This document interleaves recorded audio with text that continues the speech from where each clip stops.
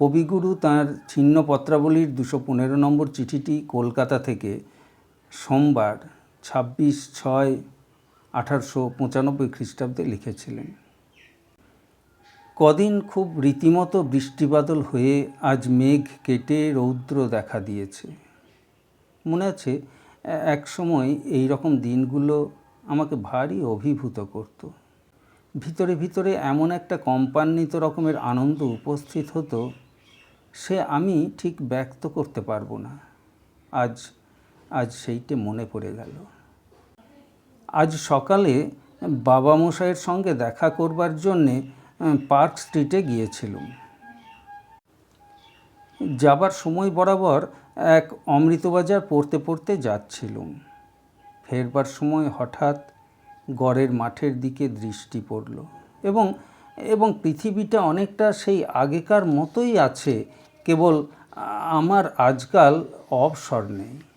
মাঠের উপর সকালবেলাকার সুকুমার রোদ্দুরটি বিষাদ শান্তি এবং সৌন্দর্যে স্নিগ্ধ সরস নির্মল নবীন শ্যামল স্ত্রীকে মণ্ডিত করে রেখেছে।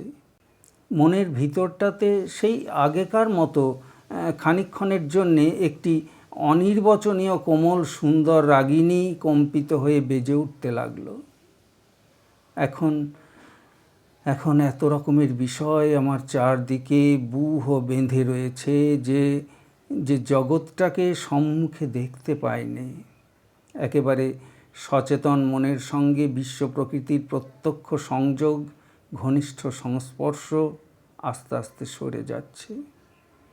বিশ্ববীণার যে যন্ত্রী নদীতে তরঙ্গ জাগিয়ে তোলে, দেখতে দেখতে বসন্তের ফুল ফুটিয়ে দেয় এবং জলে স্থলে শূন্যে গানে গুঞ্জনে কাকলিতে কুহরিত মুখরিত করে তোলে, সেই যন্ত্রীর সজীব সচেতন কম্পিত অঙ্গুলিগুলি আমার মনের তারকে স্বয়ং স্পর্শ করে আঘাত করছে না।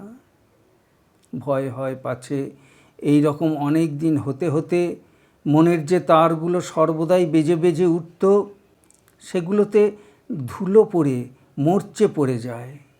মনের ভিতরটা ক্রমে বুড়ো হয়ে অসাড় হয়ে ওঠে। অবিশ্রাম কাজকর্মে মানুষকে শক্ত এবং প্রবীণ করে দেয়। সেটুকু শক্ত হওয়া দরকার জানি। সংসার ক্ষেত্রের উপযোগী হতে গেলে সে পরিমাণে প্রবীণতা অত্যাবশ্যক, কিন্তু তবু সেটা আমার কাছে ভারী অপ্রিয় বোধ হয়। কিন্তু সুখং বা যদি বা দুঃখং প্রিয়ং যদি বা প্রিয়ং ইত্যাদি শ্লোক স্মরণ করে অবশ্য সম্ভাবনার বিরুদ্ধে বৃথা পরিতাপ পরিত্যাগ করে আপনাকে চারিদিকের সমস্ত অবস্থা এবং উপস্থিত সমস্ত কার্যের সঙ্গে প্রস্তুত করে নিতে হবে। এখন অনেকটা তাই হয়েছে। কর্তব্য চক্রের ঘানি গাছের সঙ্গে মনটাকে শক্ত দড়িতে বেঁধে দেওয়া গেছে এবং তার চোখেও ঠুলি পড়েছে। কেবল অন্ধ হয়ে প্রতিদিন নিয়মিত ঘুরপাকে যথাসাধ্য তেল বের করে দিয়ে পৃথিবীতে একজন দরকারি জীব হয়ে উঠেছি।